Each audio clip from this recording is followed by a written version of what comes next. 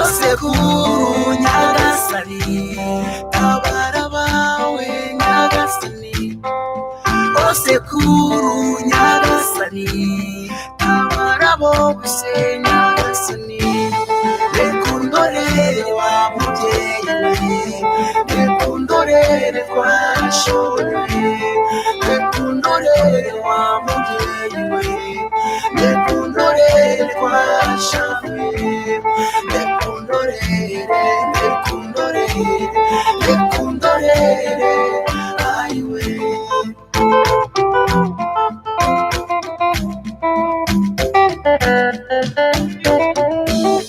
bibaze kwicwa uhagaze ugapfira muri nyagasani ukabura kivugira abo muhuje bavugirwa ukabura kivugira abo muhuje bavugirwa Rekundorere wa mubyeyi Rekundorere twashore Rekundorere wa mubyeyi Rekundorere twashore Rekundorere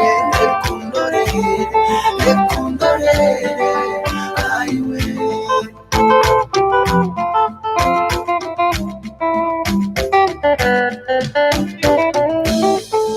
hari mwiki ridasanzwe bene kagisha twizihiwe byahindutse nk'ibyarugaju abara bacu bitaba inama bitabye inama bitaba imana bitabye inama bitaba imana Rekundorere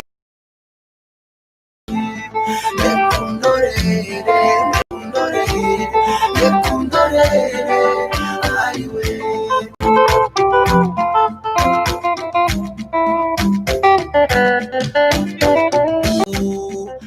sinize yabo hanze y'inkiko wa murimyi yanyimye imbuto muhanyimye ikivuguto wa murimyi yanyimye imbuto muhumuza anyimye ikivuguto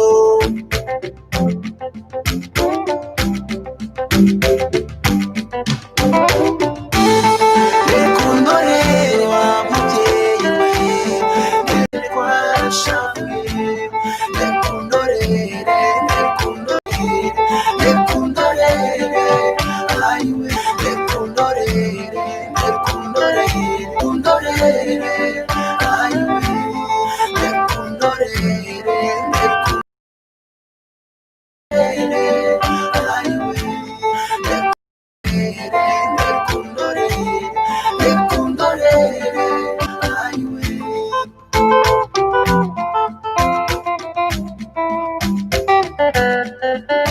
Breathe, they're gonna hear you.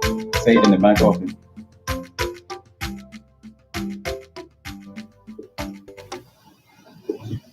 Hello, everybody, following this live broadcast on this beautiful Lumumba Day. We are joining our colleagues, friends, and comrades around the world in declaration of this as the International Lumumba Day, January 17th. And we'd like for you all in the audience to join us in that, in the celebration of the great legacy of a Pan-Africanist, Patrice Lumumba, who was one of the greatest leaders in Africa whose life was cut really short. In today's honor of Lumumba, we're gonna connect the dots.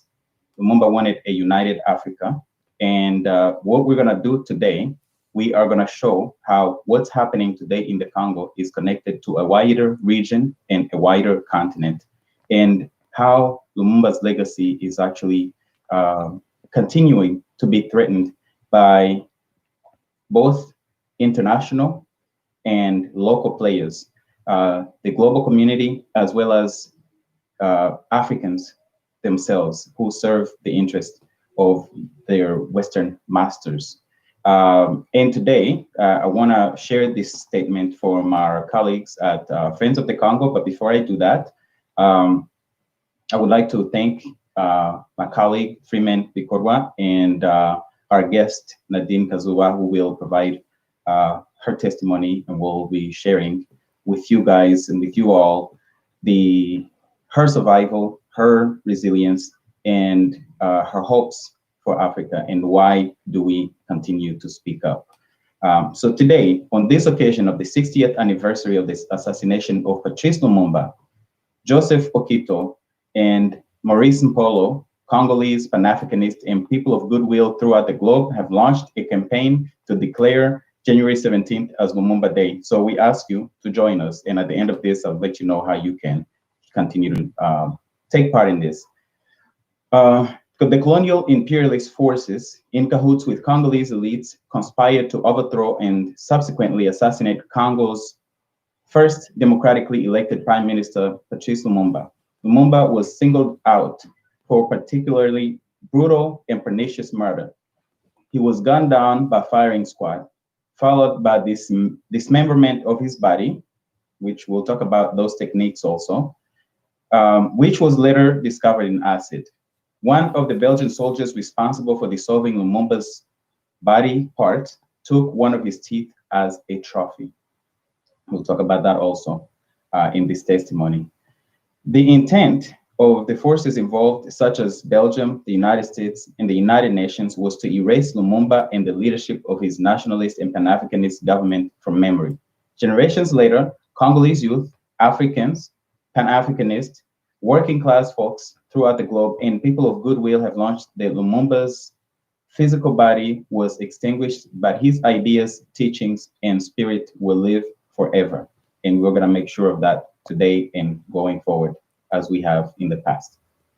Lumumba's call for self-sufficiency, self-determination, and African liberation has been embraced by a new generation of Congolese and Africans and good people around the world. We appeal to justice-seeking and peace-loving people throughout the world to commemorate January 17th each year as Lumumba Day by taking any or many of the following actions. Securing a resolution from your organization or government declaring January 17th as Lumumba Day. Screening a film on Lumumba. Sharing information about Lumumba on social media. Participating in a Lumumba commemoration event like we're doing today. Thank you guys for joining us. Supporting Congolese and African youth carrying the Pan-African ideals and legacy of Lumumba. And I would ask everyone that's watching to join us and use the hashtag Lumumba Day as you join us in this action. Wanted to start with some quick shout outs on those who have already joined us. I'm seeing names Alpha Omega, Mkonde Habamenshi, Marishan Baninda, Clement Bawazi, Diane Gasana, Emmanuel Manzi, and I see Emeva Mukunde, Mukanyiko Mutabazi. Thank you all for joining us, and we look forward to this conversation. So I would like to go ahead and introduce Freeman Bikorwa, who will also be a part of this conversation, and then our honored guest, Nadine Kazuba. Freeman, please, if you would quickly introduce yourself to the audience.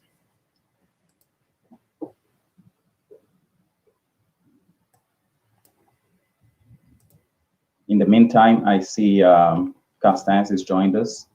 We'll go ahead and start with Nadine. Nadine, welcome to the broadcast.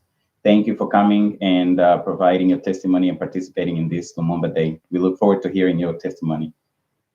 Thank you so much. Thank you, Claude Gatebuke, and thank you, Freeman Bikorwa, for actually giving me this opportunity to come forward and share my story on this special day of Lumumba. So my story is pretty much is describing stuff that have happened that our greatest leader Lumumba did not want to happen on Africa, on our continent in general. So this is a story of myself when I was growing up in Rwanda during the time of war. the story of myself and my family pretty much. And those were years of 1990 up to 1994. And the reason being 1990 up to 1994 is because that it's a period of time that is very crucial in our history of war in Rwanda, but it's a period that has completely been forgotten, mainly because the mainstream media doesn't talk about it. And I've also noticed that it's something that most of the people who know Rwanda and what happened to Rwanda don't even have, they never heard about it, because 1994, it was the main page on Rwanda. Like, a lot of people think that when you talk about Rwanda, they think 1994, the genocide that had happened, and that's what they know. But they don't know that before then, there were actually people who were already going through things that were, that looked like the genocide that happened in 1994. There were a lot of massacres. Yeah, so I know, I'm not going to pretend that I don't know your story or Freeman's story, but yes, the world needs to know this. And you were a child, and, you know, Freeman, you also were a child. And I just want us to give the audience again, to let the audience know, the global audience is following, understand that these are stories from the eyes of children who live these things, and now today are speaking up, because there's a reason which we'll share later in the conversation. Yeah. So thank you, Claude. Thank you for emphasizing that. Yeah, these are the stories, like, yeah, pretty much through the eyes of a child. So these stories started in 1990. I was about to turn 10 years old.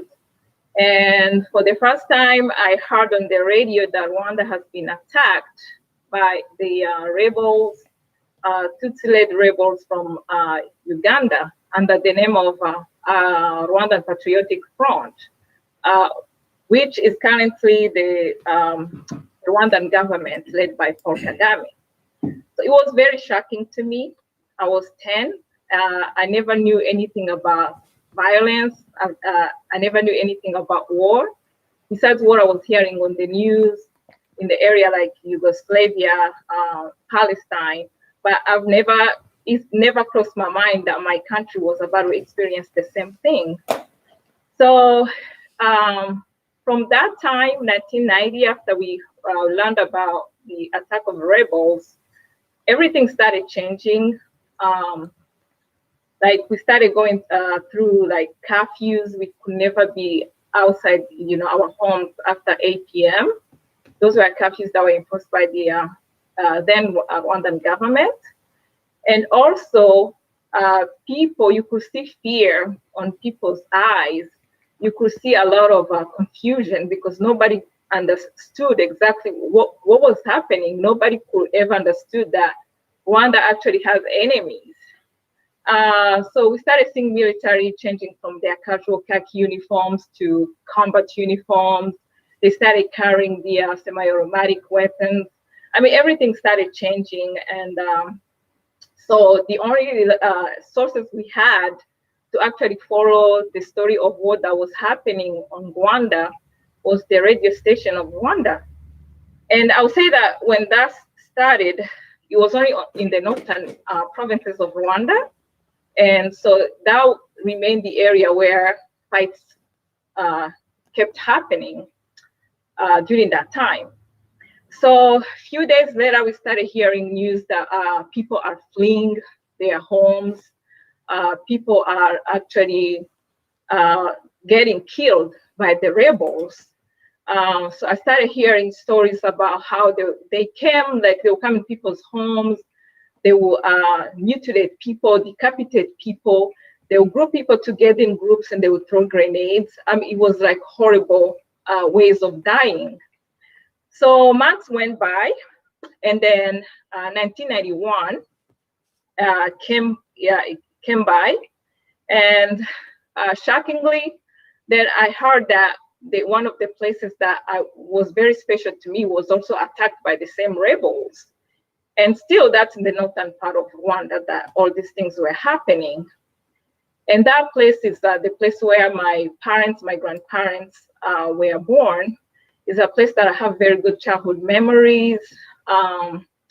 Places that I used to spend holidays at with my cousins, my family in general. It's a place where I used to experience the village life because I was living in the city. I was living in Kigali, but going to the village to see my family was always something very special to me as a child growing up, because it was a different lifestyle and it was always exciting, sharing, like going to fetch water, roasting potatoes in traditional ovens, like stuff like that, very special to a child that is growing up in the city. And now you bring in some childhood memories also going to the countryside in Rwanda. Yeah. And just real quick, want to, before we continue, Freeman, you also lived in that area, right? The northern part of Rwanda. And yes, we did. How it happened. So we want you to, as the testimony goes on, that you also interject some of your experiences. Yeah, definitely. So do you want me to start sharing right now, or we actually let Nadine continue to share for the moment? We'll let Nadine continue, and then we'll bring you in. Awesome.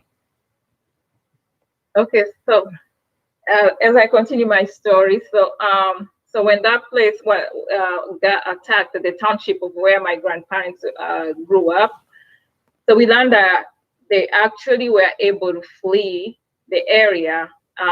And the reason was that, like, my grandparents already knew what was happening in another province that was attacked prior to them. They already knew what was happening. They already knew the rebels were killing people.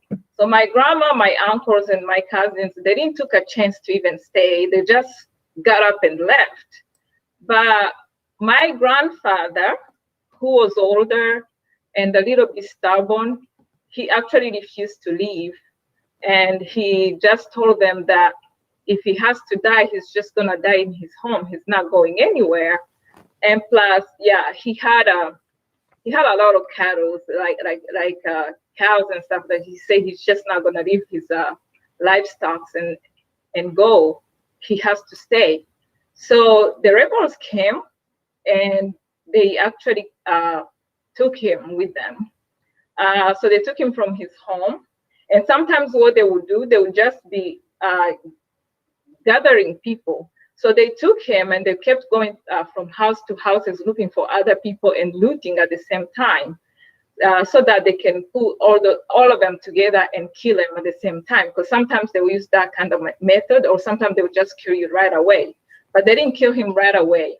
So they kept walking around with him, going house to house. And then eventually they decided to want to kill him. And then there were two groups, like some people wanted to kill him, other rebels did not want to kill him. Finally, one of them just said that if you guys are hesitating on his date, just let him go. So they let him go. I guess it was not his date that time. So he left, and he learned immediately that these people are definitely capable of killing. I better leave. I better forget about my house. I better forget about protecting my livestock. I'm just going. So he took the route to safety, and he actually went to where my grandparents were already at. My grandma and my cousins, yes, they were already in a displaced people's camp that was getting created because of the war that was happening in their areas. So he went to that camp and he met my grandma. He met the rest of the family there. So he's the one who actually told the story of what happened to him. But unfortunately, he did not live long. A few months later, he died of a heart attack. So during that time, things kept getting worse. And my grandma and the rest of the family, the condition was getting worse in the displaced people's camp where they were at. So we decided to bring some of them to live with us in Kigali, and that was still 1991. So we brought most of the family live with us. And so from 1991 up to 1994, I was living in a house full of refugees. Mainly, that was mainly where my family. So through them, I learned a lot. I learned what the rebels were doing. I learned their survival stories, because for me, I was still in my home in Kigali. It was before I experienced the war. And I remember my cousins, some of the stories they told me about how some of their friends in the village have been killed by the rebels and their parents, and how they saw some mutilated, and some will be killed. And after they kill them, they'll make them like hug each other, like some very disturbing pictures of imagining the death. And also, like pregnant women, they'll be cut open and they'll took out the fetus. Those are things those rebels were doing during that time. Also, there is one story. A lot of people from that area, they know about the story. If there are some in the audience who are hearing me saying it, I'm sure somebody knows this story about this it was a young girl. Apparently he was with his father, and then the rebels caught them. Nadine, just 1 second. When you refer to the rebels, we just want the audience, especially those who are not familiar with Rwanda or who are hearing this for the first time, to understand that this is the RPF, which is the force that is now in charge of the country in Rwanda, led by Paul Kagame. I know you said it earlier, but there are new people who just joined, so just wanted to remind them. Continue with the story of the child. Correct. Yeah, the RPF is the current Rwandan government. Yeah, most of those rebels are right now, they are a part of the Rwandan military. So yeah, the story I was talking about, it was for this young girl who was with his father, and his father got killed and decapitated, and then they gave her the head. They told her to take the head to the soldiers of Habyarimana. So the soldiers of Habyarimana, they were the governmental forces then. So the little girl came into the displaced people's camp with the head of her dad in her hands. And she was also wearing a jacket of her father when she arrived. And for me, like at that age, hearing those kinds of stories, I knew that those rebels, the RPF was not coming to liberate people. You cannot be coming to liberate people and be killing people like that, and especially civilian people who had nothing to do with the politics, who had nothing to do with what was happening in the country. So also besides that, I myself, I became very curious. I actually was, I was wondering, like, okay, how is the, living in that particular condition? How are those people living in the displaced people's camp? Like, how is life there? So it wasn't until 1993 I actually was able to experience their life, the life of being a refugee. Not that I became a refugee then, but I went to visit. I was young. I was around 12 years old. So I went to visit the refugee camp in Nyachonga. It was one of displaced people's camp in the vicinity of Kigali, because war kept getting worse and a lot of people kept fleeing, and then there were all these displaced people's camp, like in different areas of the country. So Nyachonga happened to be one of them. So I went there with my little brother. That time I remember, I was just curious. I wanted to actually go there and see how is it like.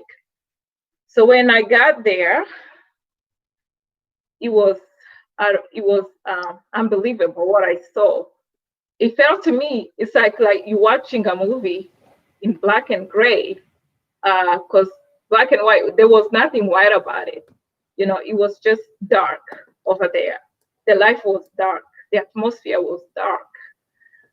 Just from seeing the children who are malnourished, frail bellies, distended stomach, and the conditions of living were very. It was dirty. It was the sanitary conditions were very poor in general, and also the way they lived in huts. It was like woods covered with leaves, and if you are lucky, you was able to get something called a sheeting. That's what they called it. It's like a plastic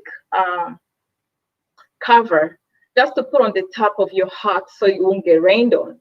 But living in tropical areas, the rain there, I don't see that how it's going to protect you from bad weather. And also, one of the shocking things I saw, you were seeing children raising their young brothers and sisters. There was one particular hut that we were walking by, and we saw this young guy who was probably younger than me, maybe 10 or 9, and he was the head of the family. He was actually raising his 3 young siblings, and we asked him what was going on. We asked him what your parents, and that's how he happened to tell us that his parents, they actually got killed by the rebels. So he was the only one left, and he was raising his young siblings.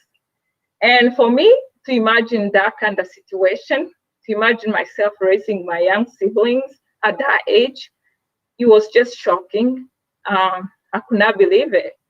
And also, besides that, anybody who lived in Kigali then, we all remember these children actually walking miles from that particular refugee camp, and they would come into the capital city, into the city center of Kigali, barefoot, malnourished, and some of them probably still, the clothes they were wearing then, it was probably the clothes that they had left with when they left their actual places in the areas that were already occupied by the rebels.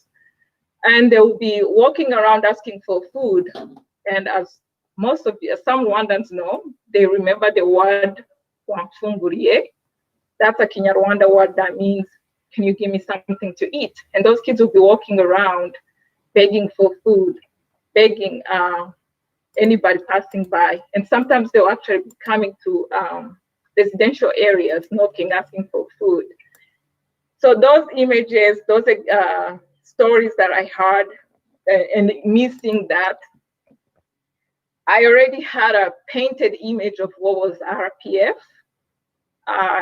I knew, I just felt like if they come to me, I'll have to run away just like those other people ran away, because I could not imagine why will you choose to live in a conditions like those if your area is occupied by people who are calling themselves your savior? That it did not make any sense to me. Yeah. So yeah, that's my story. And then 1994 came, everything escalated.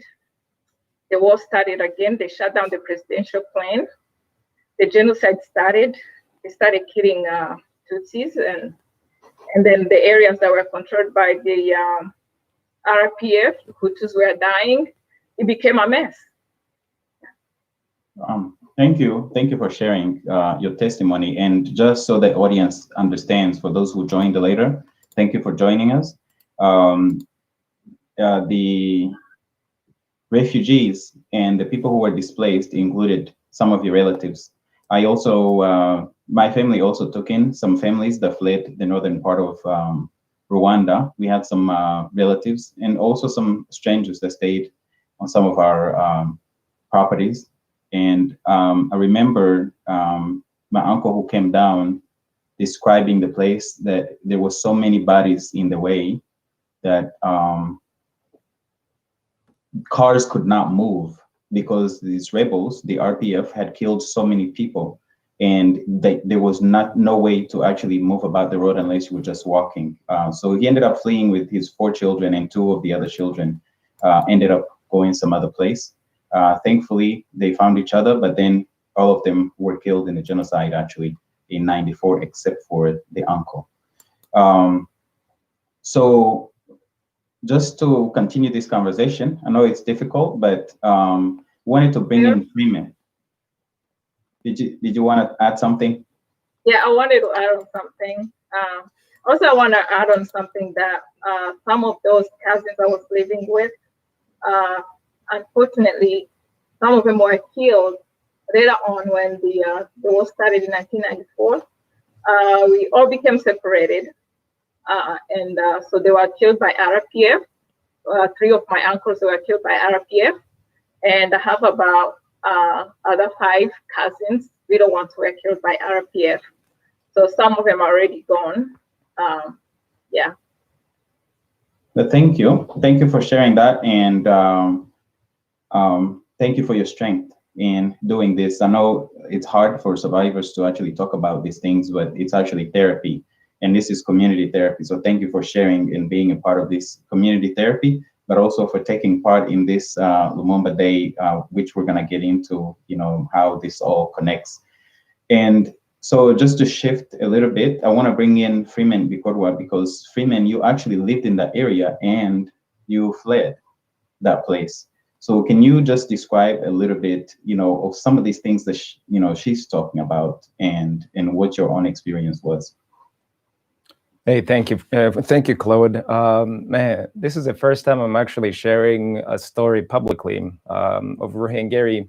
For those of you guys who have no idea, so we also live in Ruhengeri. Today it's called Musanze. Now, for those of you who live in Musanze, I'm gonna be so descriptive. You guys will know exactly where we lived. So today there is a school called Muhabura Integrated Polytechnic College. So the property where the school is today, it used to be what's equivalent to like a Marine barrack or a Marine military camp. It was called back then Kamuhoza. So we lived literally right in front of Kamuhoza, next to Apikil. There is a house that's still there today. That used to be our home back in 1990 when RPF waged war at the very beginning. So we lived there. I was just a kid too. I was literally a kid just like Nadine, pretty much same age. And we had no idea what war was. The only thing I knew as far as I was concerned when it came to a war was Rambo. I knew Commando. I knew those crazy other movies that we used to see on on TV. And so I remember that during that time, for me, it didn't click. It never really clicked like it was a war. I was still thinking that it was a movie. We were still in a movie, except for those of you guys, again, if you remember, I went to Nyamagumba Primary School. I don't know if that school still exists today, but if you guys remember, during that morning, when the war started at school, they literally told us that we had to go home. But before we could go home, they made sure that I remember they tried to call our parents over the phones, and it was like a commercial. We have never heard of like a real war before. We knew of wars in the movies, but the concept of an actual war where people died, that was a thing that we just didn't have any notion that mentally could paint a picture that would later tell you what that was gonna be like. So I remember on the very first day we were at school when the war erupted, and we were so scared. And for those of you again who know the mountain Nyamagumba, so the military had installed this machine gun.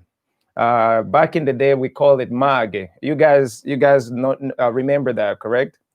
So with the MAG, it was the first time I heard a loud noise of a machine gun.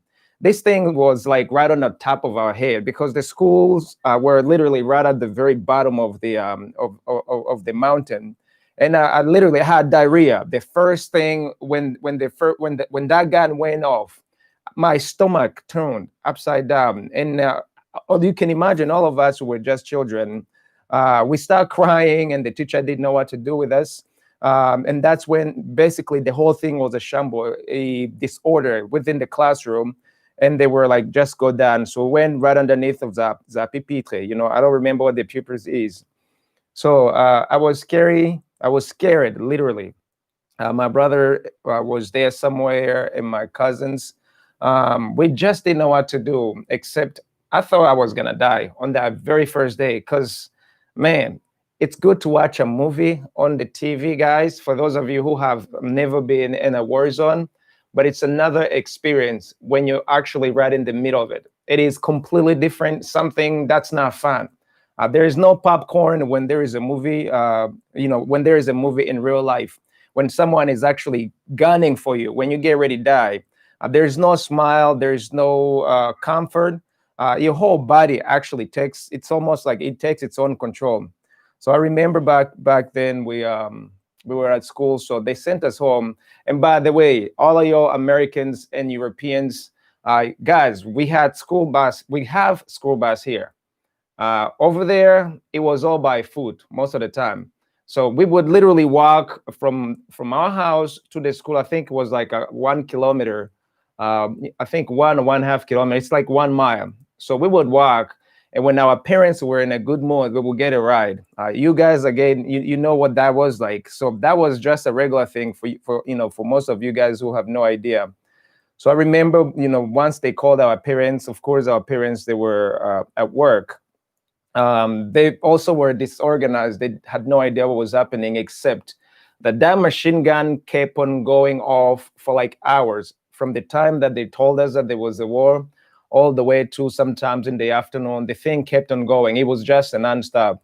So we went home on that day, and our dad was like, this is an actual war. So we literally had no idea what to do. Actually, just to be on the same page with you guys, this particular time frame that I'm referring to, that was a day before the RPF took over Ruhengeri and they opened the prison.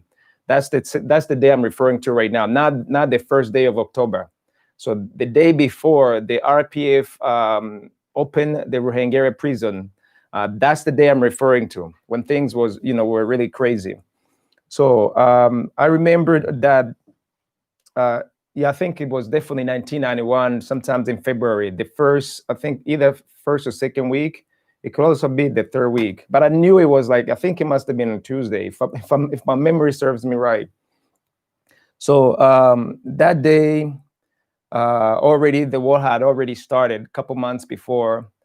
We knew of it, but we really didn't know what that meant because we never seen it. So when we left the school, scared as hell, we arrived home. Our parents were at work, so they didn't come until later. We had, the maids, the people who helped us at home, they received us, and we just didn't know what to do. The diarrhea was there the whole entire day, I remember, and I thought I was gonna die. We were like, man, this is not fun. It's not like in the movies.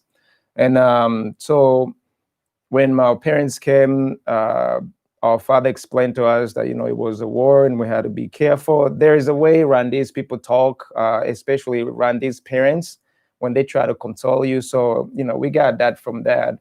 And then I remember at night, we went to bed. And on that night, it was one of the most longest night ever. We couldn't sleep because the guns kept on going on. All night long. And by the way, guys, we knew all kinds of guns. We could tell whether it was a Karchenkov, whether it was M16 or M11. We knew all the guns that they were using. That's just to tell you guys that the kind of experience you have in a warfare, in a war zone, completely different. You could tell how far a gun is, and you were not a soldier. But for us, we were right in front of the Umuhoza military camp, and these were the commandos. So that night, of course, you could see the military trucks going back and forth, literally across the street. from our fence. The only thing that separated our house and the military camp, it was a little teeny road that went to Kinigi, for those of you guys who are familiar with Musanze. And so we went to sleep, but it was just one of those nights that you don't even know what to say except that you're just scared as hell. That's all I can really explain him. And during the evening, approximately around 4 in the morning, that's when all hell broke loose. And when I say all hell broke loose, we heard every single gun that you can ever imagine in your whole life. Guns, grenade, all kinds of guns, unlike a day before, just that one gun that kept on going off. But around that 4 in the morning, now all kinds of guns went off. Unfortunately for us, because we lived right next to the military camp, the Kamuhoza, our house was like being shot at, both by the military camp soldiers and the RPF, because they were fighting together. And for those of you who know the location, if you look on the Polytechnical School, the road that goes to Kinigi, the very first house was our house. It's still there today, I do believe. So if you guys can see, from soldiers fighting, our house was like right in the middle of it. So, and by the way, for those of you guys who don't know what the RPF is the RPF is the current regime, the current the government that's there today. It's military wing. It's called, it used to be called RPF, or Rwanda Patriotic Front. So they were fighting with the then government of Rwanda. So as you would imagine, if I had some time, I would have prepared the map for you guys to see. So our house was right in the middle of soldiers fighting on one side, a whole entire military camp of commandos. And then you have the RPF, or the Front Patriotic Front soldiers, on the other side. Our house was right in the middle of it. So we literally got shot at. When I say shot at, we got shot at, the whole house. Thank God most of the African homes are not built like the European homes. Our homes were bricks. So from 4 a.m. up until, I think, maybe if my memory serves me right, I could be wrong, from 4 to like 6:30 or 7, guns were on like nonstop. So they were shooting, and of course I was a kid back then. I don't know where our father came. He came in and got us from the bed. And me being as stupid as I am, I actually went in the window, tried to see what was going on. And the first thing that met me, it was a bullet that came straight in the window. A bunch of bullets were coming in, but I had no idea that those were live bullets, to the extent that one bullet came through one of my short. Except I got so lucky, it just burned me, but it didn't hit me. It didn't damage me. It literally came through the house, through my short, and my father was pissed as hell. He just grabbed me. I was just a little kid, and he smashed me on the floor, and he was like, "All of you guys duck." So we heard guns. You could see the things were like a little inyenyere. What's inyenyere? It's like a little firecracks that comes in the house. The house got so many bullets coming in through the window. And again, thank God for the Rwandese homes. We have what they would call the corridor. It's like this little pathway where you can actually duck. You have the outside wall, the corridor, and then the other side. So we went right in the middle of the corridor and we stayed there. And I'm telling you, I prayed and I never knew how to pray. I was promising God all kinds of things, that if he could just help us out during that one day, that I would do anything. And as you can imagine, as a kid, I never follow up with that prayer. But thank God, God helped us out. So diarrhea, and then it was just like everybody wanted to use the restroom. I remember, from all my siblings, our parents, and other people who were with us, it was like guns cause your body to act funny out of fear. And then after fear, your body takes over, the adrenaline kicks in, and then you get to the point you don't feel nothing. And so after a couple of hours, while they were fighting, live bullets coming through, we were just numb. I remember we were just like like zombies basically. You didn't know what to do. Whatever our father said, we would just do it, not even knowing what that was. And then I think it was around 7. I may be forgetful of the time, but I know there was a time where all of a sudden the gun stopped. The silence was so much that if you had a needle and let it go, you could actually feel it dropping. And not only that, birds were not flying, dogs were nowhere to be found. Humans, nobody spoke. It was so quiet that just that silence would also sicken you. But we were already sort of like numb. So we were like, oh God, what's going on? And so I remember our father, he went and peeped in the back of the window. And then as soon as he looked there, his face just changed. So it's like he saw a ghost basically. So and I remembered we were already afraid. We looked like zombies. So dad were like, oh my God, they're here. So we're like, who's there? So he was like Inhotanyi. So he was referring to the RPF. And so now I felt like again, like, okay, now it was over. I was already numb. You could see that everybody in the house were numb. But then when he said that, because of the stories that we have been hearing, like what Nadine was saying, they had already been killing people from Virunga and Byumba. So I naturally thought I was gonna die. And the fact that things that we were seeing, we were experiencing at the time was worse than the movie. So I was like, we don't have any chance. We are going to die. And so our father, I remember he also were like, well, guys, instead of us dying in the house, we have to die outside of the house. So quickly, as soon as we, he first saw those people, we start hearing this language that we've never heard of before. It was not in English. It was like a mixture of English and some other languages. And I remember also the first encounter that I had with an RPF soldier. It was also through peeping in the window.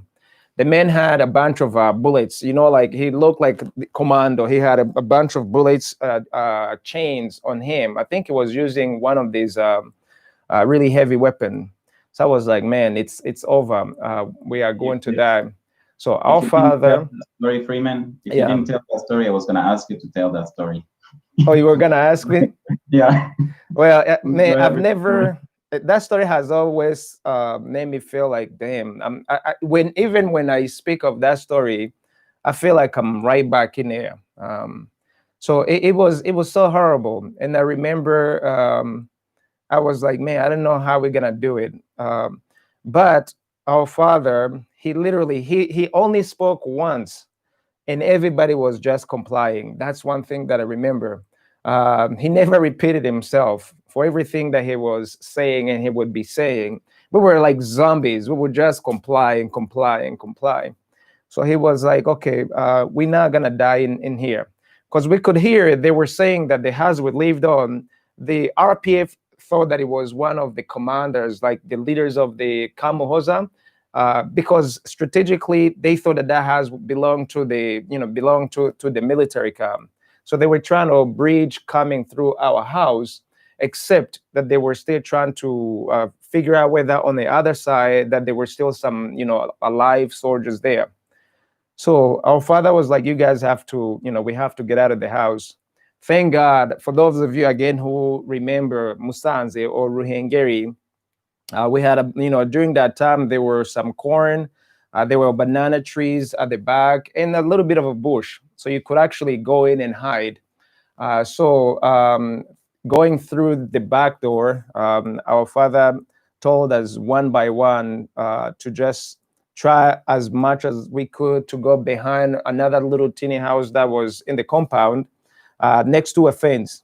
So one by one, we sort of like were going. We were literally like crying, and he was like, "If I hear you sound, we'll get in trouble."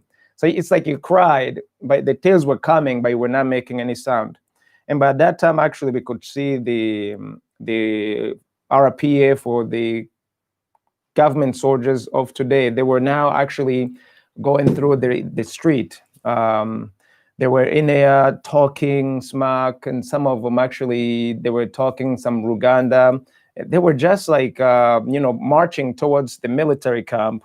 And I remember on that day when we were outside, I seriously thought that I was gonna die because now we were no longer sheltered by the house.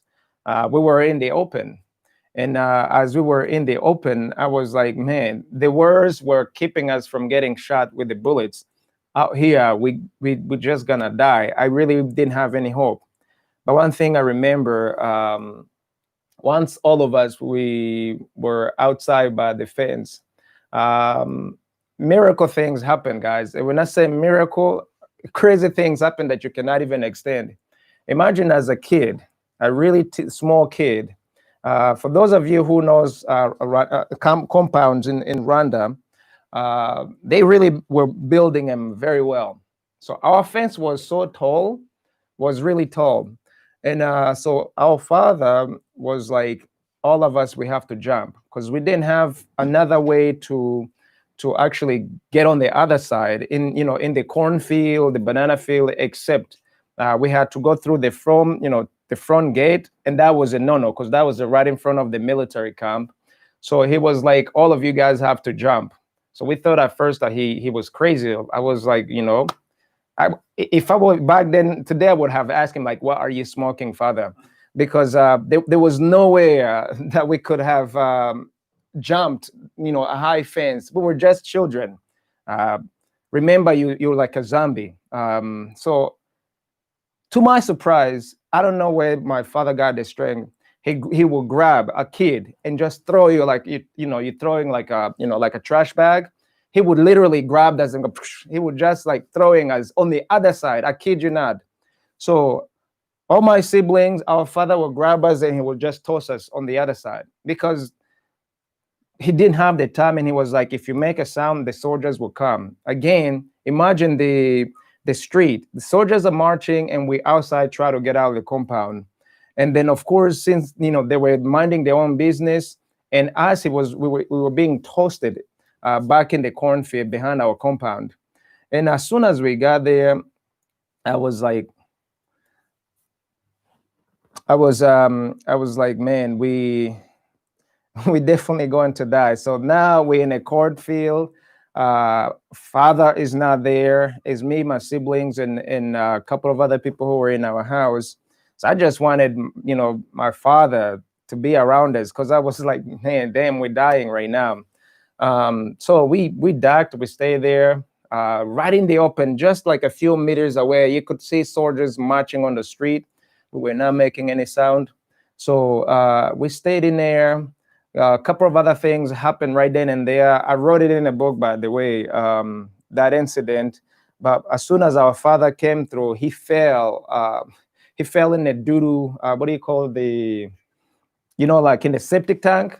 So imagine, so us, when he was tossing us out there, we were so light that we couldn't fall through. And I remember when our father came, when he came through, he fell in a septic tank. Again, for those of you who knows Rwanda, some people go handle their business outside in the open. So they usually will dig a hole and then, they will go handle their business. So tell me why our father fell in there. Again, these things I'm saying it publicly. My siblings are going to kill me. But I remember we were like, damn, how are we going to get him out? So, of course, he was like, get me out of there. So you can imagine children, just a few of us, and a couple of people who worked for our parents who lived with us, and our security guard. So our father orders us to get him out of there. So at the time, we did know that it was a septic tank that he had fallen in. But being numb and adrenaline is kicking in. So we literally took a few clothes that we had. I think it was one of the sheet that the security guard gave him. And so father grabbed it, and then we were trying to pull it. Now imagine, guys, you've got these RPF soldiers like 50 to 100 meters marching, going towards the military camp. And then here we are in the bush, in the cornfield. We try to get our father out of the septic tank. Just picture that. And we are children, plus 2 or 3 extra people who are a little bit older, and everybody they're telling us to get him out of there. So we try to get him out, and eventually it came after a few minutes. And then it didn't hit us that he stunk. Because again, we could not smell, our mind was not there. And so as soon as he came out of there, he was dirty, as you can imagine, but we didn't care. So we were right in the field, in the cornfield.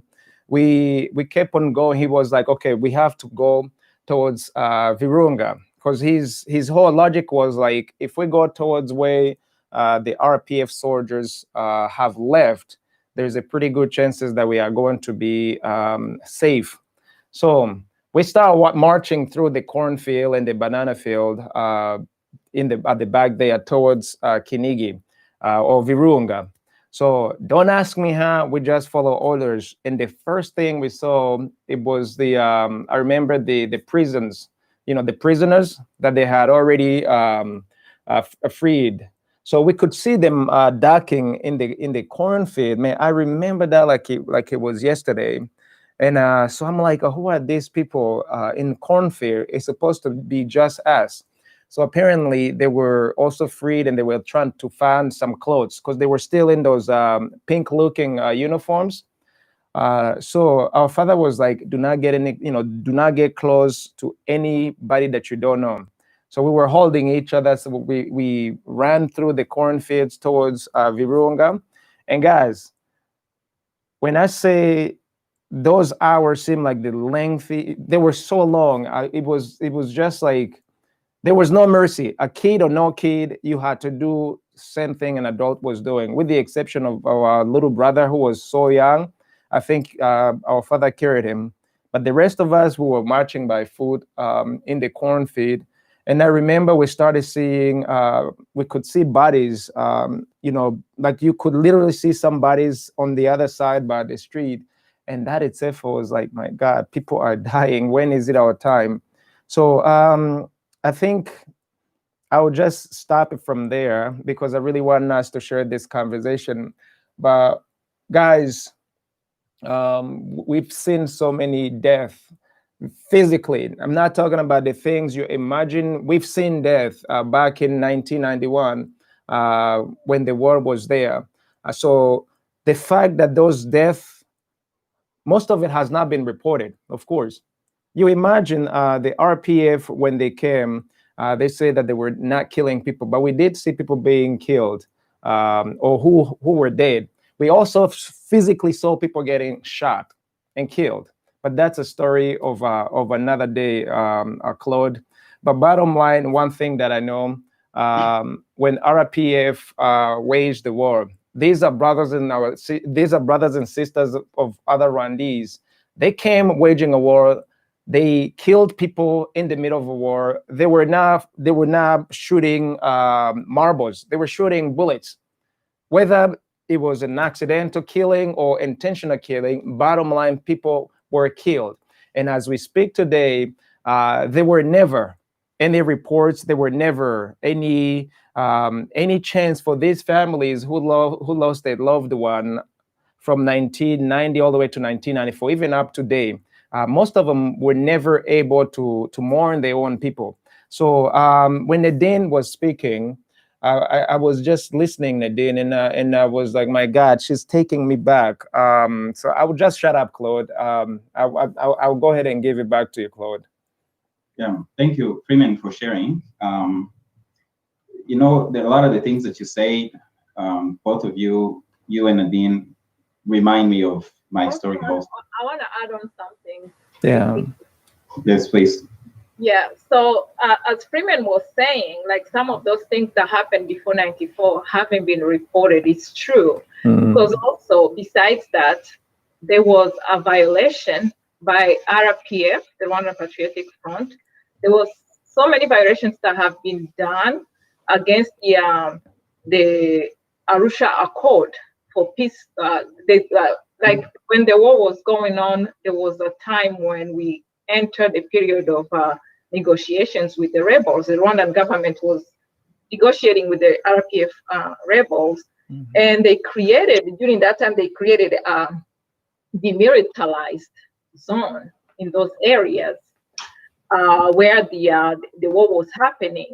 So that particular area was under UN, it was under United Nations protection, and they used to call it Zone Tampon, then Zone Temporaire, I think in French. Yeah, so those areas were not supposed to have any military activities where it was on the side of the rebels or where it was on the side of the governmental forces. So in 1993, I recall, because my uncle told me like the story, because also it came on the news, the RPF, they violated those peace accord, and they actually entered that one particular zone in the area of Ruhengeri, and that neutral zone, that demilitarized zone, actually had some people living in there, because some people who had houses in that area that fell into the demilitarized zone, some people just went back and they kind of kept going on with their daily activities because they felt like they were under United Nations protection. So one night, RPF soldiers came, and they massacred a lot of people, hundreds of people in one night. That was in 1993. And that was supposed to be an area that was protected by the UN. My uncle told me, actually, one of his friends that he was going to medical school with him in the National University of Rwanda, one of them died there because he was visiting his godfather. He left school and he went to visit his godfather, and he felt like he was going to be safe. It's in an area called Nyamugari. And so he went there and he spent the night visiting his godfather. And when the massacre happened, the massacre was performed by RPF soldiers. He became a victim of it. So just want to tell you that all those things have never been reported. And it's the stuff that Rwandans experienced. There are so many stories people can tell, but it's a shame that none of the international media have actually reported any of those kinds of atrocities. Thank you for sharing that. Both of your testimonies, I mean, I've heard them many times, so over the years, and that's why sometimes I'm like, you got to tell this story and you got to tell this story so the audience know some of the things that children go through when you're living this. So Nadine, you just asked one of the questions that you just answered a question that I was going to ask before I did. So I guess, great minds think alike, or maybe fools think alike. I don't know which one it is, but thank you for answering that question. The feeling of numbness that Freeman talked about, the fear-induced diarrhea, I also saw a comment on that.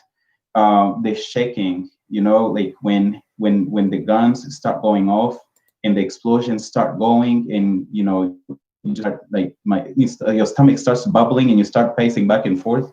Those are things that we've all felt. We've shared these stories of how we survived. We've also shared stories of how we've as children, sometimes you just don't pay attention and you jump on it into a spot and you end up getting shot at and you take off running, like the story Freeman told. Again, to remind the audience before we continue that we are commemorating Lumumba Day. We're joining our colleagues around the world in declaring January 17th International Lumumba Day. And as a part of that, there was a comment that came in from Constance. It was in French that basically said, Patrice Lumumba is a true hero that we will never forget in our memories. Hashtag Lumumba Day. There's a couple of other comments that came. There's a comment from Emmanuel Dawoodi on Facebook that says, you guys, I'm really extremely humble and highly shocked by your courageous and unbeatable, unparalleled spirit to stand firm and tell your rough and tragic story of our past. May the Almighty richly and immeasurably bless you. We'll not leave any stone untouched until we'll push the devil to the last wall. And there's another one that says, Gosh, I almost forgot about the fear-induced diarrhea. Thank you guys for lending your voices to the thousands who to this day can't talk about their life. That is from Iggy Yangoma. And there's a lot of people, both on Facebook and uh, and on YouTube, that are thanking you all for sharing your testimony. So we ask you guys in the audience to continue to share your, to send your questions, continue to leave us comments, but also share these conversations on your social media so that everybody knows.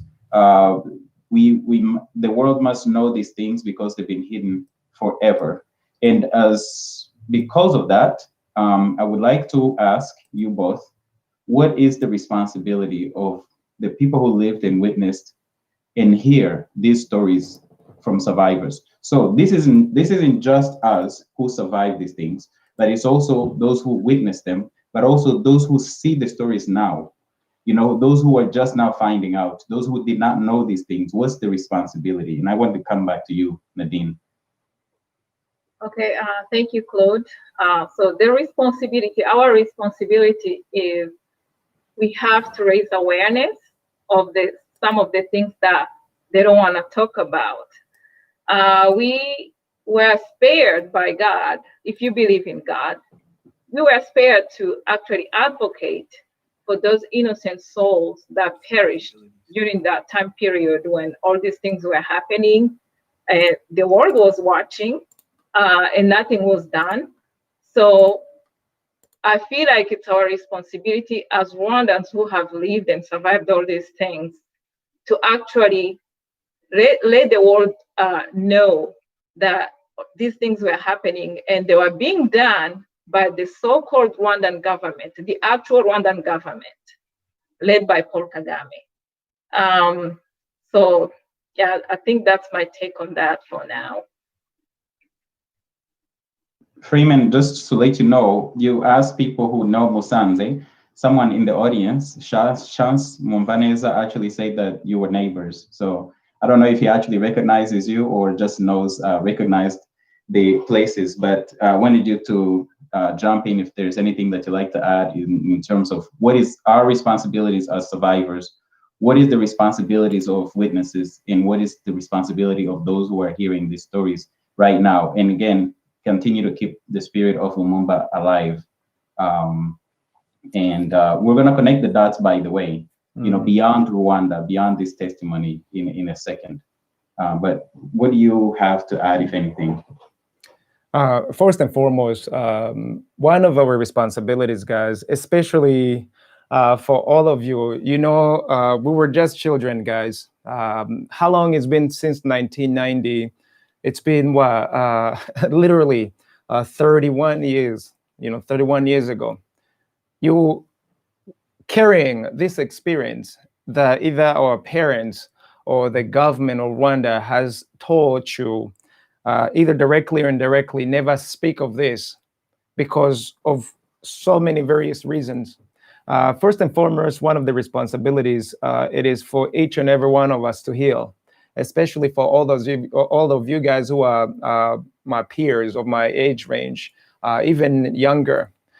There is a certain trauma that we have gone through that we've never been able to basically throw out of us or pull it out. We've been mistreated. We've been subjected to all kinds of, I would say, heinous environment, somewhere you would never put a loved one. And we were just children. And either because we are poor Africans or however it is they phrase it, that it's okay. It is not okay for a child, for an adult, for you to just be right in the middle of the guns. It is not okay for you to be dispensable. So I think one of our responsibilities is to speak our truth, to speak our stories. A lot of these stories, like the things that I just shared with you guys, I only wrote it in a book, but this is the first time I'm sharing it with you. I share it offline with some of our friends, especially when I do meet those that we used to live in the same neighborhood. This conversation, they come organically. We are able to share them organically, but they are very difficult to share. They are very difficult to speak of, because it's like you're right back in the same freaking experience. And it's not funny, by the way. When it's happening right then and there, it's a matter of life and death. One small mistake that you can make, it will cost you your life, because so many people are not alive today. And death doesn't care whether you're a kid or an adult, a soldier or a civilian. It'll take you. It'll take you. You just have to be in the wrong, in the wrong environment, wrong time, wrong person, when you even have nothing to do with the current fight that everybody's having on it. So one of the biggest right now is for us to speak our truth, to speak our story, to hold accountable all these older people who are in government, in power, who have had anything to do with the war in Rwanda. I do not care which side you're on, but today, if you had something to do with it, you must be held accountable, because it is inconceivable how Rwandese, we have a collective of people. We don't just have the Hutus, we don't just have the Tutsis, we don't just have the Twa. When the war erupted in Rwanda, Rwandese people died. That's just the starting point. Whether you were a Hutu, whether you were a Tutsi or a Twa, if you were in Ruhengeri, as my colleagues can attest to it, the war was not selecting. You guys remember, the war never selected, and because it never selected, whether you were a Hutu, whether you were a Tutsi, or whatever it is you basically wanted to associate yourself with, it came and it killed you. So today we have to be able to speak our stories, and not let someone else say or speak the story the way they want to spin it because of whatever interest. However your story is, I am saying to all of you guys, speak up. Because today there is a huge collective of Rwandans, or so many families, so many people who have scars, 30 years old scars or even more. They are not allowed to speak, because you could be coming from a wrong family, as they say. You may not look like you actually have something to say, or they just muzzle you altogether. So I am asking that the world does help us to put our stories out, and to international community to recognize the role in it. Remember, in Rwanda, we don't have a gun factory, we don't have bullet factory. So where is the responsibility of these other people? Another question then, we don't manufacture bullets, we don't manufacture guns. And machetes too. We don't manufacture machetes too, Claude. Correct. And I take the point from you both, and I agree actually that we all have a responsibility, whether we survived it or witnessed this or are hearing these stories, to spread these stories, to make sure that the truth is known, that the history is written correctly with all the stories included, including these type of stories that have been erased from history. And there is a Native American educator who shared this saying that said, when you read twistery, so this is history that's twisted. When you read twistery, which is usually written by the most powerful, pay attention to who's telling the story, what voices are left out, and who has the power, and who benefits from leaving these stories out. So I think it's important that we tell our own stories and make sure everybody that hears this, everybody that is connected, that shares these, so that we can make sure that what we have is history instead of twistery. So back to the question now. We don't manufacture guns. We don't manufacture machines. We don't manufacture bullets. Where did they come from? How are we in this conflict? Because I want to go ahead and shift and connect the dots again, because this isn't a crisis just in Rwanda. Mm-hmm. This is a crisis in the region. This is a crisis in Africa. And maybe let me start with Nadine and ask this question. it's been 30 years. That's what a lot of people say. Why still speak about it? Why not leave history where it is and, leave these stories? They've been untold anyway. Just leave them in the background. So I wanted to maybe go to you and then come back to Freeman, so we can shift to, what are the players, who's doing this, and how is it affecting the whole region? Okay, thank you, Claude. So even though it doesn't matter how long these things have happened, how long it has taken, even up to date, we're still talking about Holocaust. That has happened in 1940s. We're still talking about Holocaust. We have to talk these things so that they won't keep happening over and over again. So the war in Rwanda, it's becoming regional. It keeps going. Like recently, I just learned that actually the people, the rebels, the Kagame rebels that attacked Rwanda in 1990, they were part of Ugandan army. That's not new to me, but what they were doing in Uganda was new to me.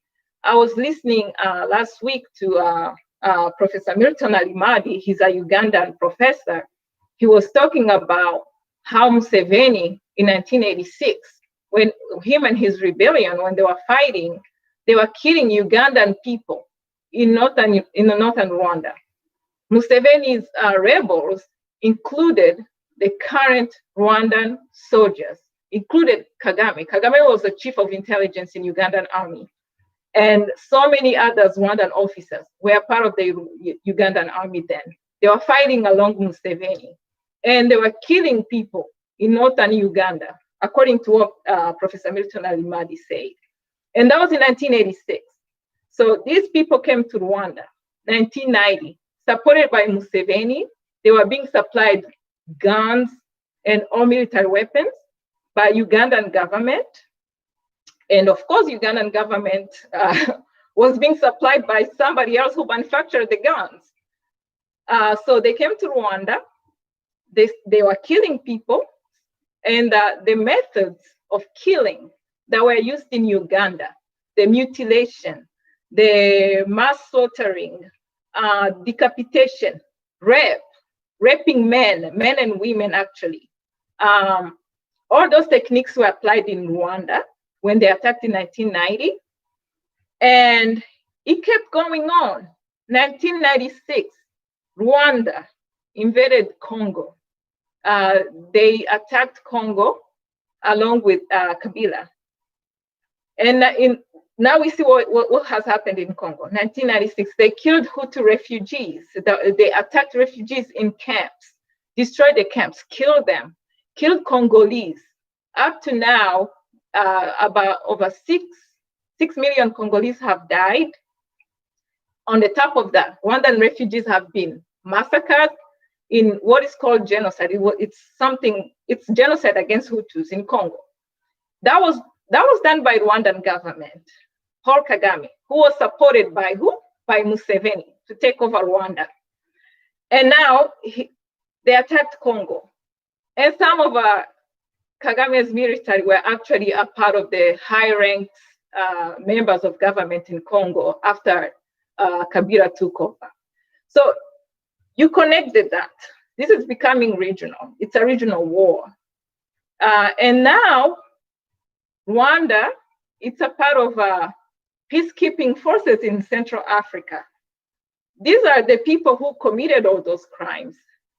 And now you tell me, so I'm worried about Central Africa, who knows what's going to happen, like if you have people like those committing atrocities and then they are a part of your peacekeeping forces. That's scary.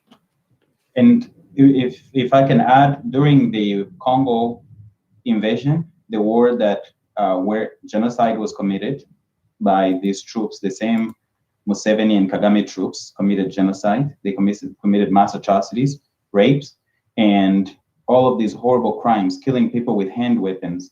The second part of it was called Africa's World War because there were so many African countries fighting there. And you just referred to the Central African Republic. And today, You have a so-called peacekeeping mission by an army that's killed millions of Africans, keeping peace in a place. So they're getting paid by the UN. And Rwandan troops are actually there today, also supposedly keeping peace, but also fighting on the side of one of the fighting forces. There's multiple African armies, including some of the ones that were also a part of the invasion of the Congo, like Chad. So all of that is, when we look at this, we are, not us, but we are speaking against these Africans who have sold out Africa to their Western puppet masters and are destroying Africa and continuing to destroy the legacy of Lumumba. So I want to ask the studio, just so that the audience can see the remarks that you were talking about from Professor Milton Alimadi. As it's getting queued, I wanted to let everybody know that's a part of this, to go to www.friendsofthecongo.org, www.friendsofthecongo.org/Lumumba Day, and take part in the action today. And I ask, please, that you also, hashtag Lumumba Day, share these conversations, be a part of the other conversations that are taken a part of today as we declare the International Lumumba Day. And we want a united Africa that is thriving versus an Africa that is being destroyed by outsiders and local players. So wanted to see if the studio is ready to play the clip by Dr. Milton Alimadi.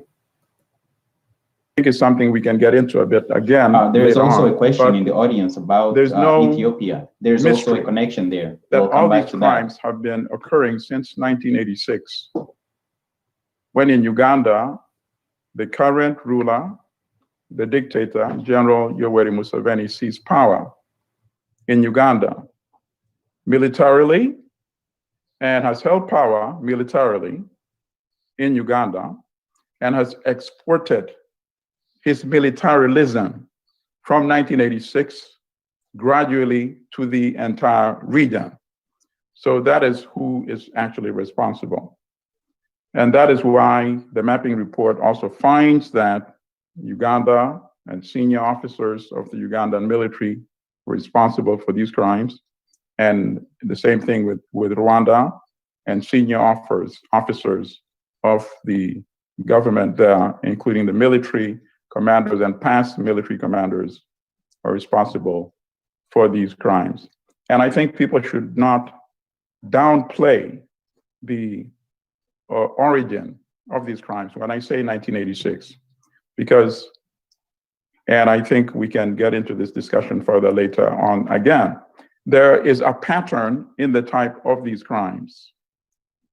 There's consistency in the types of the crimes, the mass executions of people, the burning of people inside their homes, the mass rapes of women and men, which was unique actually in the Congo, because even during the atrocities of Mobutu, I don't recall ever reading of men being raped as well, even at the height of the dictatorship of Mobutu. And of course, I'm not saying this to downplay the rape women. I'm just saying this to show that this new kind of crime was introduced at a particular time after it had already occurred in Uganda, when General Museveni had crushed and suppressed people in the northern part of Uganda. These same types of crimes, the mutilation of people, decapitation of people, including children, burying people alive, putting people in under the ground and then covering the top of the pits and setting fire, so roasting people alive. These crimes were perpetrated in Uganda from 1986 and principally until 2006, which also covers the entire period of the mapping report. And then from Uganda, it was exported to Rwanda, when Rwanda was invaded from Uganda in 1990. And then the same crimes were exported to the Congo after Congo was invaded in 1996 and 1997 by the armies of Uganda and the armies of Rwanda. And these were the same soldiers who had practiced and perfected these crimes in Uganda before exporting it to the entire region. Thank you for playing that clip. Thank you for that. In the studio. That was Professor Milton Alimadi that Nadine was referring to when she spoke about the interconnectedness of what the testimonies that we're giving here to the Congo, to the region, to Uganda, to the Central African Republic, and to Africa at large. There was also a question that came that is very relevant because there is also another connection. There's Ethiopia. Somebody asked about Ethiopia. What is happening in Ethiopia where you have a small minority, the Tigrinya, going after power? They've had power for many years, for at least for the last 30 years until very recently. They lost power when the previous dictator, Meles Zenawi, died a few years ago. And today, they don't like the reforms. They want to take over or secede from Ethiopia. It looks like what happened in the Congo. In fact, the Meles Zenawi, the Ethiopian dictator who died a few years ago, pretty much provided the blueprint to the RPF, Kagame and his RPF, in terms of what to do. And they were supported, highly supported by the US and the UK. In fact, when the dictator Meles Zenawi died, Susan Rice, who was, I cannot remember what her title was at the time, but it was a part of the Obama administration, wrote a glowing, supportive statement and testimony for this dictator that was brutal, had killed people, committed his own genocide in Ethiopia. The same as Kagame. When reports came out, like the UN mapping report came out in 2010, and in 2012, when there were reports coming out showing that the M23 supported, financed, supported, logistically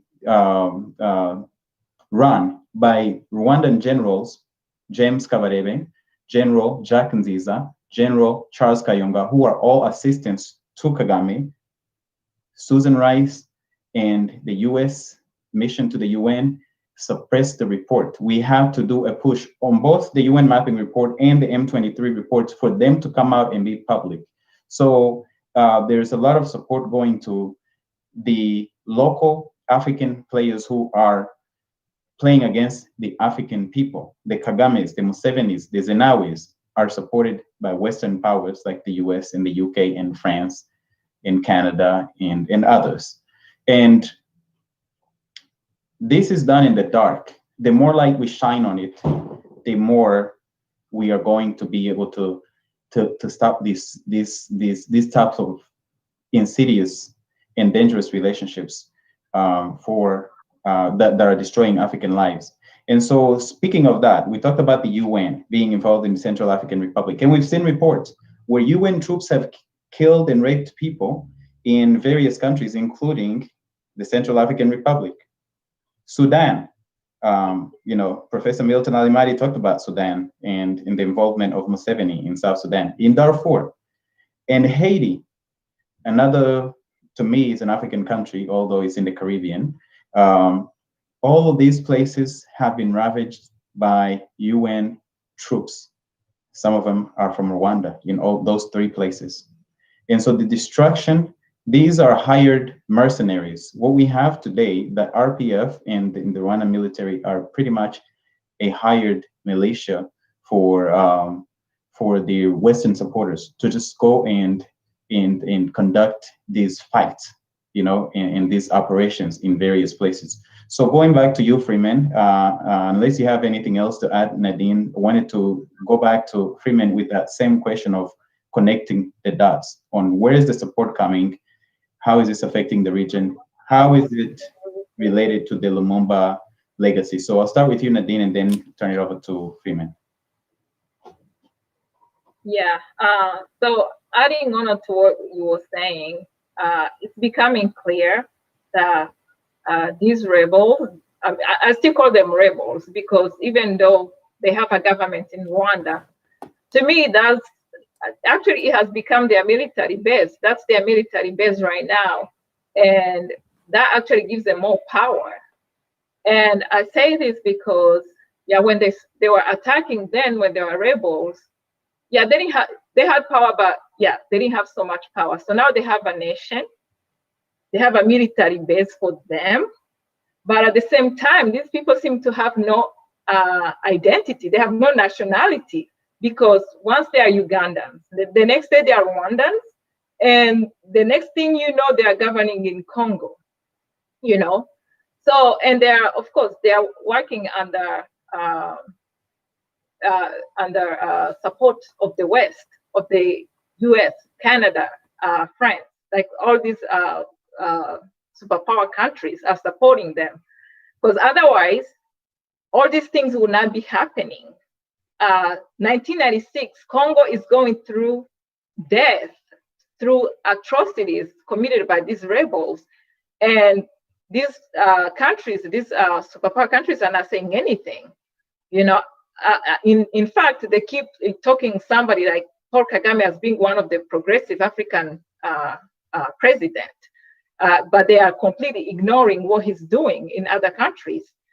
So I feel like he was asking me a question, why 30 something years after we have to come up with these things?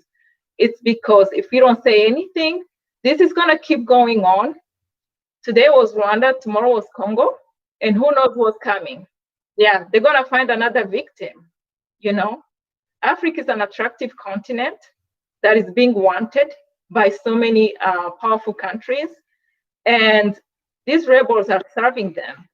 So if we don't stop them, this is going to keep going, and they're getting more power. You know, they're getting more power as we keep silence. They're getting more power. Yeah, I'll shift it over to you, Freeman. Thanks, Claude. Guys, I think that it is clear today we are older enough to see this war. This is not just a Rwandese war. This is not a Ugandan war. This is not a Democratic Republic of the Congo's war, or Burundi, or Central African Republic, or Ethiopia, or South Sudan. It seems like this whole region, it's in a never-ending warfare. A never-ending warfare that mostly Africans have nothing to do with, except that we find ourselves looking like foot soldiers. If you look these past 31 years, we have been in a never-ending war, and the true perpetrators are never brought to justice. For example, why is it that this war has been going on and on and on and on and on, and why Rwanda specifically? From Uganda to Rwanda to Democratic Republic of the Congo to Central Africa to Ethiopia to South Sudan. Guys, especially as young people, realize that this is a bigger warfare that so many other countries, especially rich countries, have a hand in it. Today, Rwandese people, I don't think we ever, we never asked for a war, to my recollection. There's not a single citizen of Rwanda, a single citizen of Burundi, DRC, or even Uganda who asked for a war. But this war has found us. This war is still killing us today, and it's not going to stop until we take back the control, as a people. So I think there is a need for an average person to realize that this war, it's a war that is beyond just you and I. It's a war that is being waged by multinationals, companies and countries of which have bigger interest in Africa. And I think that it's very necessary that the average young person, that we realize that for us to even just shift this conversation, for us to even begin where we can say it is our responsibility to to create peace for ourselves, not the West, not the Europeans. A European nation will not come in Rwanda, will not come in DRC to stop the peace when they don't live there. They do not see decapitated bodies. They don't see raped women on their own street. They don't see heinous acts of violence committed on a single day. They have an option to tune off the television when studios and journalists play these images that they don't want to see. But for a Congolese woman, for a Ugandan, for a Rwandese, for a Central African Republic, for an Ethiopian, a South Sudan, these people, they're experiencing crimes after crimes, violence after violence every single day. So it is up to us as sons and daughters of Africa, and those who really truly love Africa, to spearhead the initiative, to spearhead the need to bring back the safe and peace in our own region. Safety is, you cannot have peace when you're still buying guns in the backdrop. And these guns are not sold by one section, by the way, or they're not sold by one party. They are sold on both parties. Like I say, in Uganda, to my recollection, they don't make any guns. Rwanda does not have any gun. Democratic Republic of the Congo don't have any gun, or they do not have any manufacturers for guns. South Sudan, Central African Republicans, but all these nations, they have more than enough guns to kill all of us as people. The manufacturers, you never hear of these guys because they're so powerful. They don't want to be shown as a part of the people who actually have a responsibility on this death. Today, women are being raped. And some guy who's doing the raping goes to jail, but the mastermind, it's sitting somewhere out there, and none of you know who they are. So I think there is a need. There has to be a point where, as a people, we come in and we say enough is enough. We want to be able to say, what can we do as a people? Can we start an actual movement? Can we take it to the street with us? But as a people, we have to come together and we have to stop it. These things are happening to us. They're not happening to a lot of these West countries. It is us who die at the end of the day. And we need to hold accountable the leaders we have in powers today. And as a people, we have to be the one who raise and say, you have a responsibility in this. And therefore you take, you have to be taken accountable for what's happening right now. I don't see how these wars are going for 30 years, 40 years. And the mastermind, the true mastermind, are never brought to justice because they are still steering the warfares, the war games in the backdrop. These little people who have no idea where these wars are coming from, they're the ones who actually are going to jail. Innocent families are being killed on a daily basis. So as we connected that, there is a need for us as a people of Africa, a need for us as human beings who actually love peace, to say enough is enough, in my opinion, in my humble opinion. And there's so much to be said, Claude, but I think today, sons and daughters of Africa, we have to be the ones to take back control, to take back our own land, to take back our own peace, and to say no to these guns, and to hold accountable governments who are actually purchasing these guns from all these other countries and utilizing against us. Claude, I'll give it back to you. Thank you, Freeman. I wanted to, I think we're having a little bit of technical difficulties. No, it looks like Nadine's back.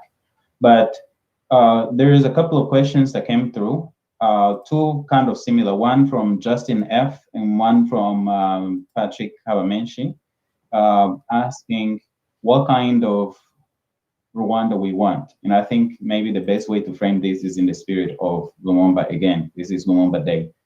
The second question is the resources from Genevieve Bano asking on that. So Freeman, if you would answer that while we work on the technical difficulties we're having in the studio with Nadine's Yes. So what kind of Rwanda do we want?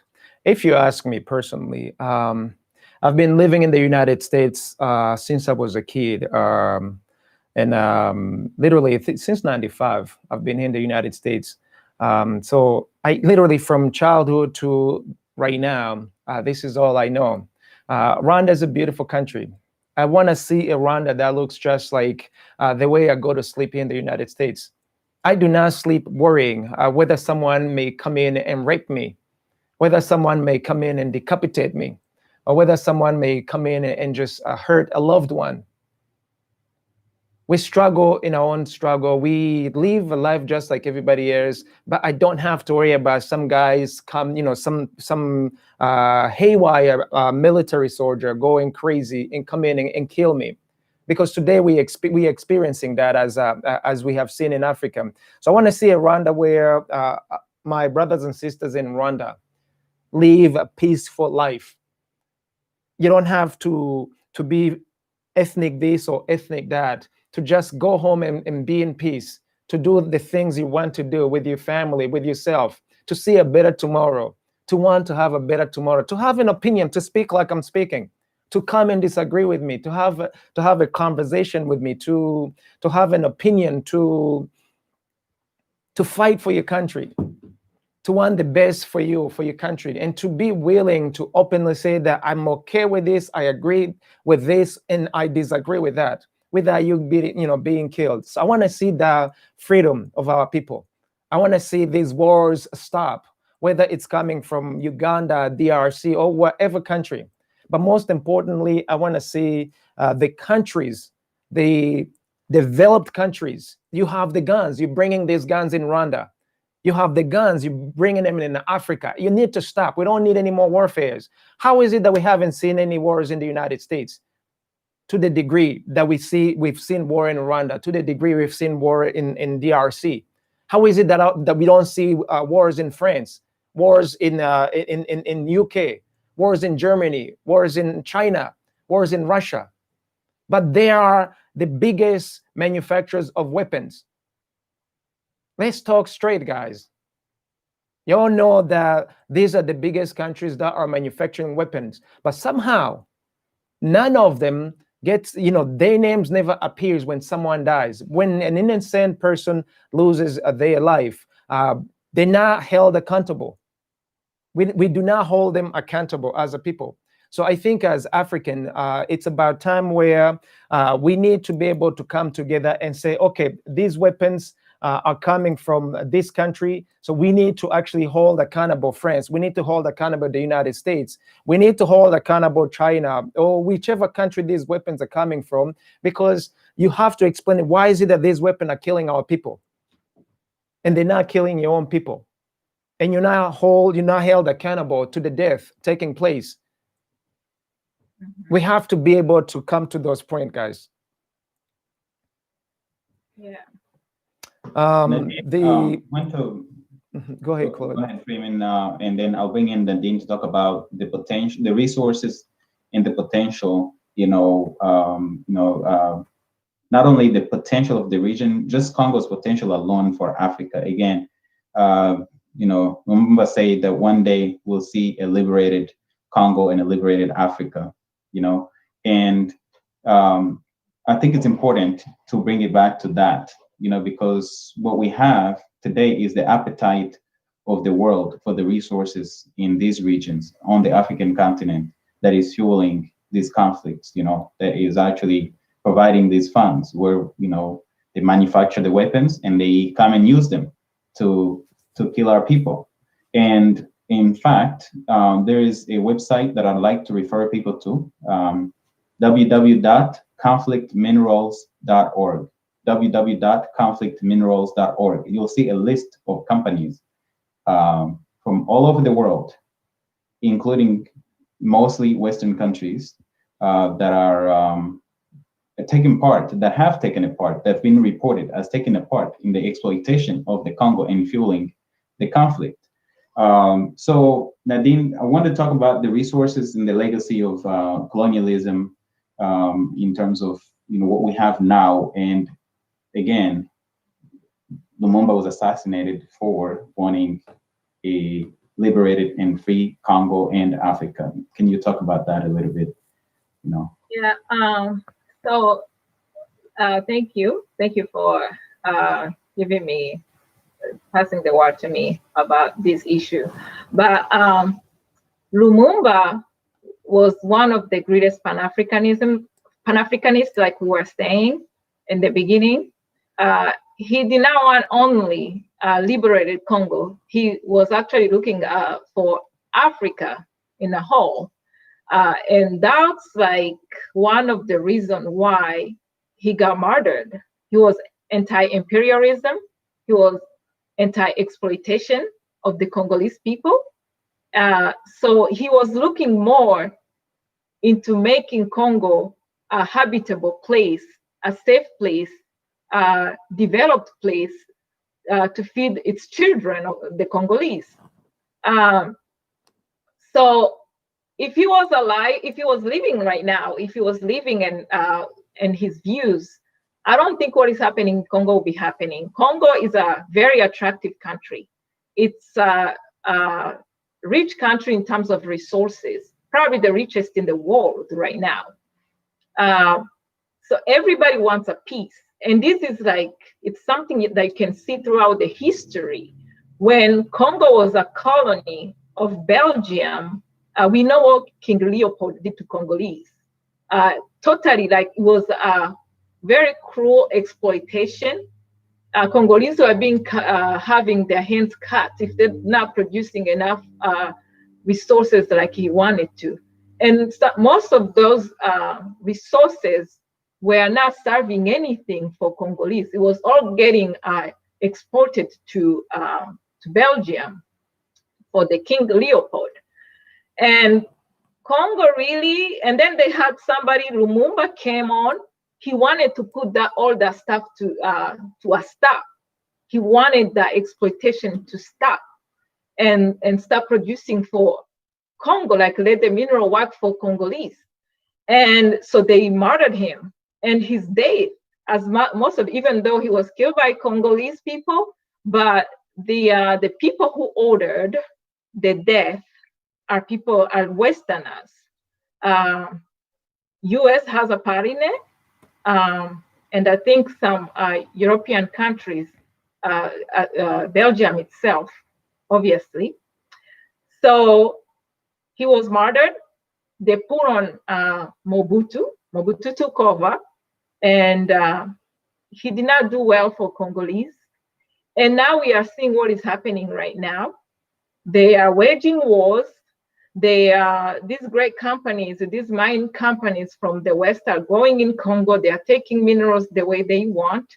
And Congo being rich, its resources, it's actually something that can feed the entire continent of Africa if Congo gets liberated. But as Africans, I always say that I think it's a time that we start helping our brothers, because the prosperity of Congo is prosperity for Rwanda, it's prosperity for Zambia, it's prosperity for every country in Africa.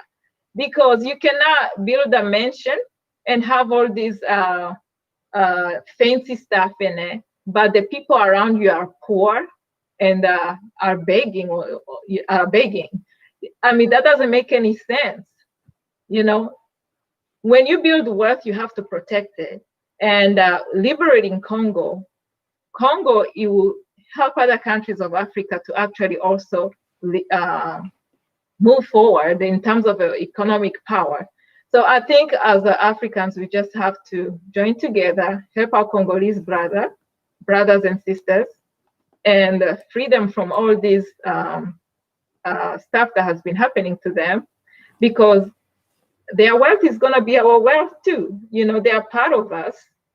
And I think we tend to think into, like we have countries now. Our countries were not created by us. Our countries were created by Europeans. So if I'm in Rwanda and something is happening in Congo, sometimes people start to think, oh, that doesn't concern me. It's just happening to Congolese. But like I say, we were connecting dots. tomorrow is you, tomorrow is gonna be me, you know? So if we don't join together and help whoever is suffering right now, we're never gonna prosper. We all gonna be taken over by these atrocities. It could be 20, 30, 100 years down the road, but it's gonna get to you. So we have all to join together. We have to join forces and actually, you know, fight for ourselves. Yeah, And also, yeah, that will prevent like our leaders. We have to support the good leaders that we see. We have to stop supporting the bad leaders. It kind of makes me angry when I see these Africans looking at Kagame killing people, and then they will be voting him as the most progressive president in Africa. They will be giving him all this credit. We need to stop praising the bad leaders and actually choose the good leaders and support them. And we have them. We do. Yeah, just check out in the media and pay attention to those the mainstream media is bad mouthing, because sometimes it's not what it is. I'd say with that, I would kick a shout out to my friend Kemi Seba, who's doing a wonderful, you know, of course, for this broadcast, he wouldn't be able to participate because he predominantly, you know, speaks French, but he's doing a great job fighting against imperialism in West Africa, where there's exploitation of Africa by France. So shout out to Kemi Seba and others who are in this fight to liberate Africa. So speaking of liberation and continuing to connect the dots, I think we gotta take it a little bit global. By the way, there's some comments that are appealing for us to pay closer attention to what's happening in Ethiopia. So thank you for those who are sharing this. There's also, Freeman, to a statement you made about wanting Rwanda where your children wake up the way that your children wake up in America today. There are some comments talking about how globally Black people and people of African descent are discriminated against. They are not only discriminated against, but targeted. You know, for example, mass incarceration in the US, you know, one of the things that came up. There is police brutality, you know, what we continue to deal with. And I think what we're doing here is really shouting Black Lives Matter all over the world. And I just wanted you to respond to those comments. Thank you, Claude. I believe that discrimination is real, guys, and it's a global disease that all of us we experience. The exception to the way we sort of like now get the opportunity to tell our own story is just on one side you have a microphone, on the other side you are not even acknowledged as a human being. As you are aware, here in the United States, we do have, racism. It's still alive here. Racism is thick in the household of so many families here. The same way it's in Africa. But I do believe that when I say that I want to see a Rwandan a child go into bed the same way I go to bed. I'm not just in particular talking about the Rwandese. I'm really referring to Africans. I'm referring to even on a global scale. You don't have to be a third world country to accept that it's okay for you to wake up next to a grenade, for you to be belittled, for you not to have access to food, for you not to have access to education, for you to surrender your natural resources, for you to just be taken as if you're just a tool. Because today I've seen that a lot of our brothers and sisters in Africa are just like tools. We are not seen as human beings, unfortunately. Because if we did, you wouldn't see these many deaths taking place. Nobody cares except the few family members losing their loved ones. And I think as sons and daughters of Africa, we must be able to rise to the occasion and say enough is enough. Look in Ethiopia right now. Fights, crimes, murderers, things are taking place there. And some of us, we seem like we're not even affected because these stories are not making it through our living room. We're not able to discuss them. And to make matters worse, guys, I hope you guys don't throw any rocks at me. You just seen what just happened in Uganda. For God's sake, they just cut off the internet because of election. Guys, communication is one of the tools that we need in order for us to share our stories, in order for us to speak our truth. But if a government is powerful enough, if a government is powerful to the extent that when conveniently they want to keep you from having access to a critical tool as a communication, when they can police it to the advantage or to the interest of the few, in my opinion, I think this is very dangerous. It's extremely dangerous because we are not given the opportunity to speak, to connect with the rest of the world, to seek out help amongst our brothers and sisters, to offer, to lend the help to those who are in need. And these are the things that we must be able to actually rise up to the occasion and say, okay, you know what, in Ethiopia, they're having issues. What can we do as young Africans?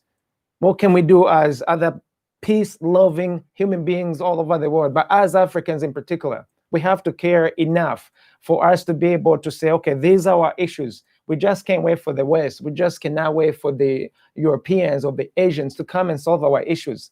These are the things that we have to be able to do on our own. And it's not going to be the case if we do not recognize the fact that we are the primary stakeholders in the issues taking place right now. Us, we are the primary stakeholders. And whether some of us would like it or not, I'm sorry, it's really the case. And a lot of these countries, they do know that unless we care enough to scream, to get on the street, to take action, to hold accountable these leaders, we will not be able to come together and to take responsibility of our own lives, to take responsibilities of our tomorrow, to take responsibilities of our quality of life that we choose. And I do believe that we must be able to say enough is enough. And in the spirit of Lumumba, I really want to ask that young people, those of you who do not know who Lumumba is, please get on Google, get on Wikipedia, get on the internet, period. Just learn and realize the fact that there is a bigger world beyond a game, beyond a computer game, beyond your phone, beyond your friends, beyond the things you normally care about. And just take a few minutes out of your busy schedule, your daily busy schedule, and find out what's happening in Central Africa, what's happening in Cameroon, what's happening in South Sudan, what's happening in Ethiopia, what's happening in South Africa. Africa is huge. Africa has so much resources for the whole entire world. And guess who are the primary beneficial guys? Us, young sons and daughters of Africa. But we are the last people to even know that we have these resources. We are the last people to have a word in the matters that pertains or that actually force us as young Africans to matter in this world. We are the last one to take part into this decision making. So I say we have to be able to rise to the challenge. We have to be able to come to the table and have these issues and be the primary decision makers on what's happening today. Otherwise, Lumumba's legacy, Thomas Sankara, all these African giants who have fought. They had their flaws. I'm not saying that these people were perfect. I'm not perfect. You are not perfect. But the issues that we have to deal with today as the sons and daughters of Africa, these are not the issues that have to be decided in the West. These are not the issues that have to be decided in Europe. It is us to take the prime seat on this table to make a decision on what kind of Africa do we want tomorrow? What kind of Africa do we want today? Do you want governments like the one that I mentioned to just cut off the communication when they see fit, without even explaining to the people? Remember, these are the people working for us. This is not a private corporation running a country. You give them the power, you keep them accountable. They're supposed to be working for us, but they don't. That's right. That's why they bring the army in the streets, when it's time, for elections, and they're beating women and they're shooting people. And, what just happened in Uganda is, to me, why we must continue as Africans to resist and liberate ourselves from imperialism and the legacy of colonialism. Africans should not be sitting and watching just what's happening there and remaining silent, because what we have, as I think it was Nadine that said, we look at the borders and, something happens in Congo and you're Rwandan and you think, oh, that's none of my business. These are not our borders. Africa, the way it's cut up today, these are not our natural borders. This is not how Africa was put together. What we have today are borders set up by colonialists. And so everybody is disempowered. You have little countries that all want, or think they have all this power, and a few men who have this power and are exercising it against the will of the people, and it's happening in the dark. That's why I think it's really important to continue to shine light on it. And so to continue, but I want to kind of wrap up this conversation. And we'll continue to have these conversations, for those of you in the audience, this series of these stories and connecting the dots, both regionally, globally. We'll continue to do that.